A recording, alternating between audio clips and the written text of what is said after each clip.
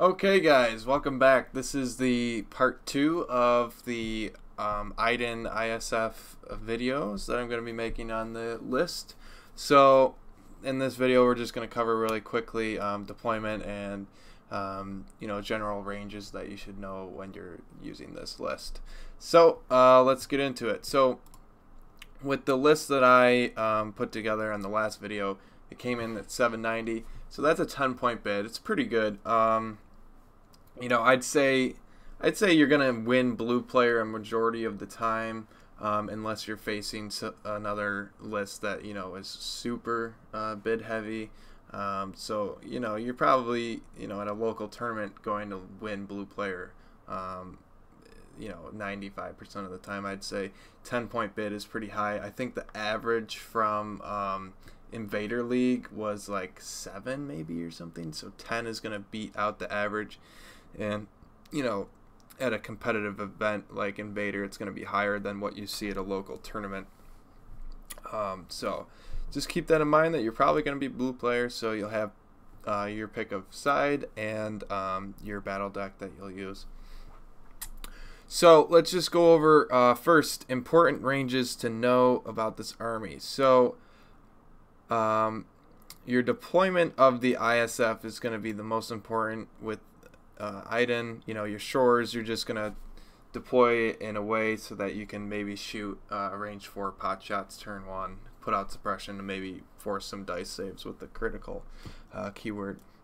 So the important thing to know with the ISF is their total threat range when you play Tac Strike, which just to refresh, it allows a special force unit to decrease their speed to 1, and then they gain steady and tactical 1. So if they double move, they get 2 aims.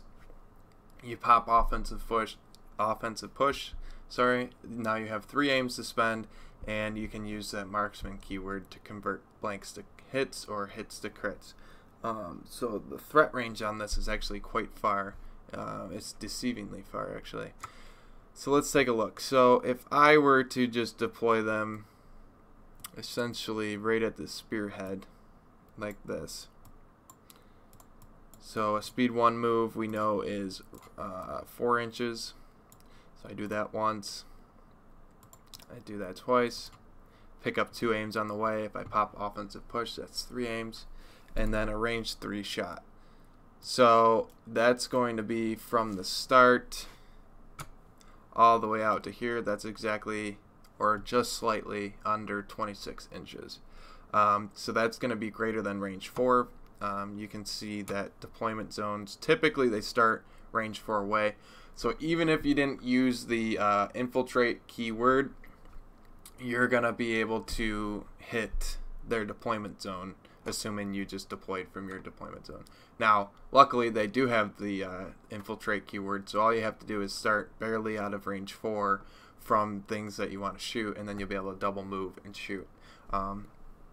So keep in mind that, let's say you're playing, against droids or something. They have range 3 typically, so if they do a speed 2 move, which is just under range 1, range 1, and then shoot range 3, they have a threat range of range 4. So your threat range is actually greater than that, just barely, by about 2 inches. So if you keep your special forces just out of range 4, you can double move shoot them, but they can't move shoot you, which is important to keep in mind when you're thinking about deployment. So practically, you could deploy in the open if you really want. Let's say they deploy a unit right at this spearhead. If you deploy your guys right here, just out of range 4 of that unit, you'll be able to double move shoot them, but they cannot move shoot you. So these ranges are very important, and they're a way to get better at the game, just knowing your army and knowing total threat range of your army, and then also importantly knowing the threat range of armies that you are going to be facing against. So it's just over range 4 on this attack, so you could double move, shoot, and then have 2 to 3 aims on that. So let's take a look really quick at the math side of things. So if we go to the handy dandy calculator, so let's assume that you have a full ISF which is going to be 4 black, 4 white, and you do surge to hit. Now it also has critical too, so essentially you can think of like surge crit in a way, because on 8 dice, you know, the odds that you roll more than 2 surges are very low, but they're there. So let's see. So rolling dice, on average, you know, you're going to roll about 4 hits. Let's do it again. 4 hits again. One more time. 4 hits. So you're going to roll typically 4 hits on average. So we rolled 4 hits. Now we have 4 blanks. And I still have 3 aims, which means that you can spend each of those aims to just convert blanks to hits. So you're going to be rolling 4 plus, you know, if you have 2 aims, that's a total of 6. If you have 3 aims, that's a total of 7. If we're assuming that the enemy is in hard cover, that's 4 to 5 hits through cover, which is a lot of saves considering you're going to be doing that 3 times over. And then you also have Iden. So that's just at troopers. Now if we want to consider, you know, crits, we'll just do simple math because not a lot of these calculators have like critical embedded in them. So if we have 8 dice, we have surges of crit, which means that we have crits on, you know, surges and natural crits. That's a 25% chance on each dice. So we do 0.25 times 8. That gives you about, on average, 2 crits just naturally out of the gate. Then if you include that you're going to roll, you know, 2 to 3 hits past that, you can spend the aims to increase them into crits, the hits to crits. So you're going to be rolling, you know, 2 crits naturally, and then with the marksman keyword, you can roll an additional 2 to 3. So you're going to be pushing through, you know, 4 to 5 crits. So people on paper, like initially, they're like, well, what do you do against armor? Well, actually, you have probably the best anti-armor list out there because of how much critical you have. You have it on the ISF, you have it on the shores, and you have it on the mortars. So you're going to be, you can just take out tanks like nothing. And then, you know, Iden has marksman keyword, so she can do crits, and then Pierce, so it's just going to be automatic damage. And the ISF have marksman as well. So you're going to be tossing tons of crits. So actually this list is probably the best against armor. And it's funny that we're saying that in this game because there is no natural impact whatsoever in the list, but they have so much critical that actually they're probably the best against armor. So yeah, things like ATRTs and things probably won't see a lot of play just because of, I mean, one shot from ISF can almost one-shot it. If not, you know, you're going to be taking them out with 2 ISF. So 75-point unit just taken out first turn within 2 activations. Pretty scary. So one thing when you're deploying to keep in mind, you know, like we talked about in the last video, I bring all deployments that are kind of like this L shape. So I can, you know, look at the table and be like, okay, this right side corner is going to be the better side. I don't have to think about things like disarray, where it's actually the opposite. I don't have to think about that and look at those corners. I can just look at the right side or flip it and look at this side, you know, and say for sure that I want this side. Now, another thing with my deployments, like I talked about, they're kind of like the L, so that helps me kind of defend against secret mission pretty well, because they have to basically cross over. You know, if they deploy R2D2 here and they're trying to get here, they have to go through my army. Where with, you know, battle lines, let's say if I took battle lines, you know, they can put R2 anywhere across this table and then just go across. And, you know, with being blue player, deploying first, and you only have 10 activations, you're probably going to be out activated by a rebel list. They probably have 11 or 12 even activations, so they could just see that you deployed all your dudes over here, and then boom, R2-D2 just has a free lane to score. So that's why I don't take things like battle lines or hemmed in or what's another one? Disarray. Like, I just can focus on the right side of the table, clump all my dudes up, and call it a day. Another thing, you know, you're going to be hitting them pretty hard turn one with, you know, you got your shores that you can deploy, and then, and then they can scout forward. Let's just get this going. Because I did attach recon intel on all mine. That's one of those upgrades that I could see you maybe not do. But let's say that we did bring it. So we scout forward, and then obviously we can put a mortar out here. Speed one away. This is pretty aggressive, obviously, but I can put him, you know, here, and then he has range 4. So you're going to be hitting them with almost everything on turn 1. Let's get rid of that. So, I mean, range 4, if they deploy here, they're going to be shot up. If they deploy over here, shot up. So you can even probably like toss them up here. I really like if you can put mortars on top of things so that they can see everything. They can't really hide from them, and they're just a nuisance.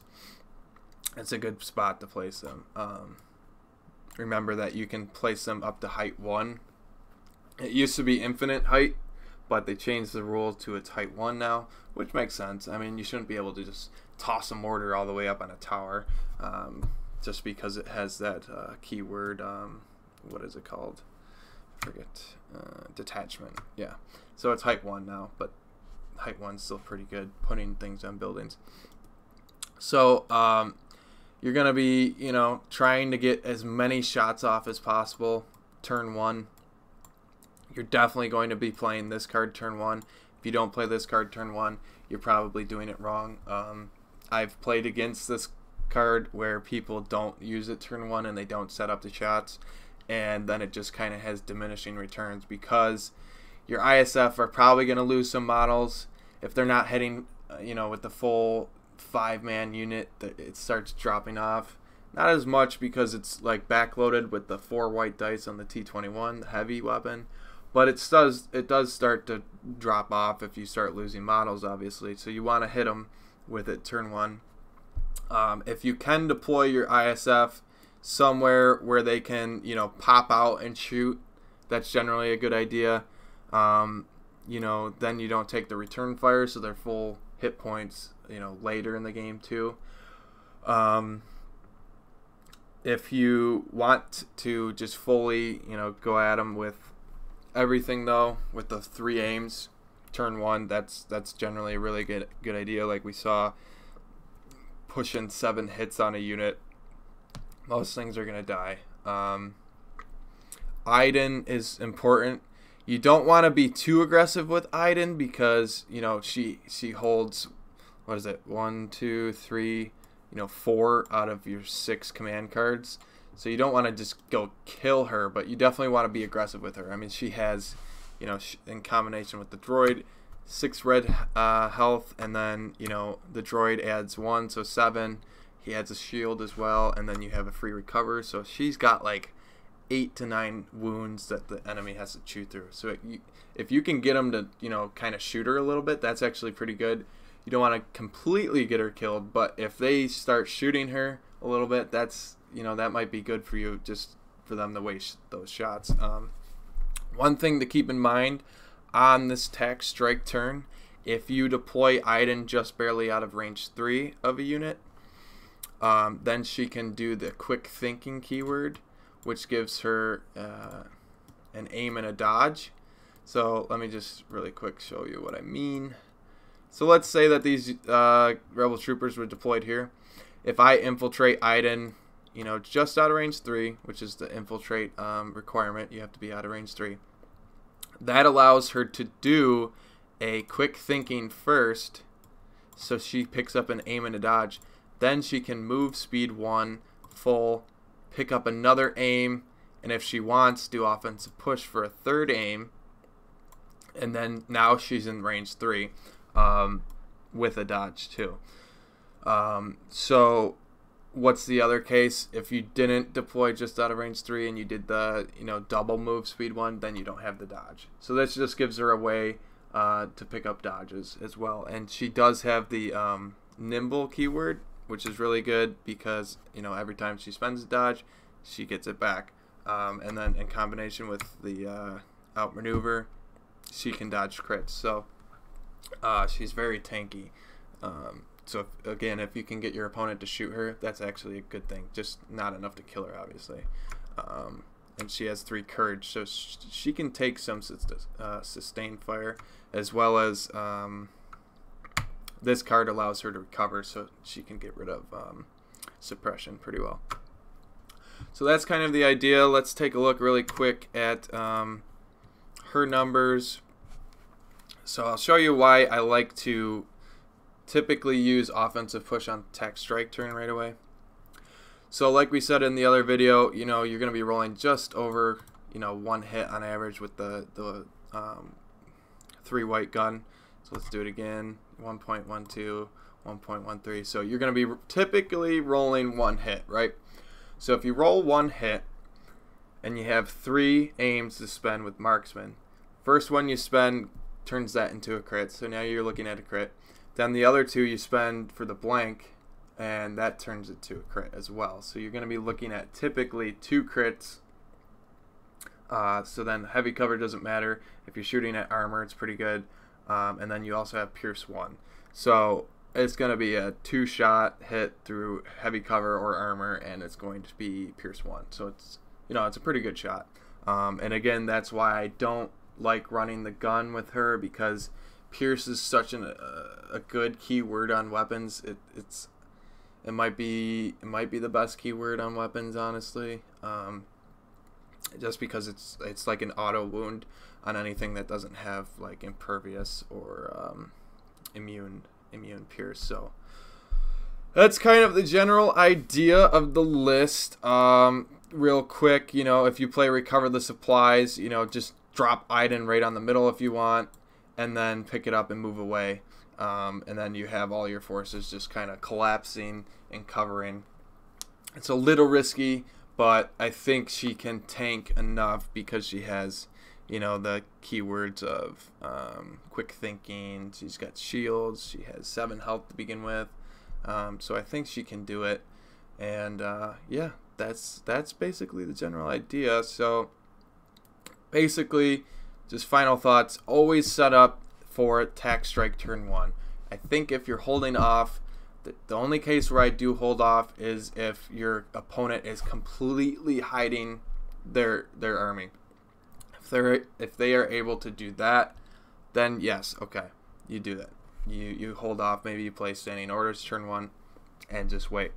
Don't get caught in the trap of putting your special forces in a spot where they're going to be away from the rest of your army. I know it's like tempting, super tempting. Everybody likes to get cute at their plays, but don't overextend those guys, because if they're off by themselves and they don't have any backup, that's when they start to get overwhelmed by shots and things. If you're hitting them with everything from a certain direction, it's going to be hard for them to keep up with all the damage coming through. So that's the kind of general idea with the list. If you don't have blue player, the key things to worry about when you're doing the battle cards, look at deployments and look at objectives. I typically don't really care about conditions unless it's limited visibility. Then I don't play that one. That's the one that I ban. Everything else, I typically don't care about. War weary, maybe just because you have 3 shores, but at the same time you have 7 units that are courage 2, so it's probably going to be helpful that you keep that, actually. So it'll probably end up hurting them more than you. So I think the only condition that you really don't want to see is limited visibility. One thing to keep in mind is if you do infiltrate Iden, which you're probably going to do, then you have to nominate a new commander. And I typically always do a mortar. Now, the reason for this, they have courage 2, obviously. And as well, if you nominate a special forces, they become a commander, and then I believe then this tax strike doesn't work for them. So keep that in mind, whether you're playing against it or with it, that if they nominate a special forces, they cannot use this keyword anymore because they are now a commander instead of special forces. So that's something to keep in mind. So you're probably going to just nominate a mortar. Do the one that's least likely to die. You know, you don't want to lose a courage bubble middle of the turn and then have, you know, shore troopers panic because they blanked out on 2 dice or something. So yeah, that's about it on the list. I think you're going to be destroying people if you set it up right. I really do think that this list might take over the meta, just because, you know, we saw how much damage it puts out turn 1, especially if you get shots on with mortars and shore troopers plink damage at like range 4. You're going to be putting a lot of shots through. You know, 7 hits from each ISF on average, and then Iden putting 2 with Pierce. Like, it's a lot of damage, guys. So just be ready for it and think about it. The big takeaways, obviously, are the ranges and things. So, yeah. Post any questions you got in the comments.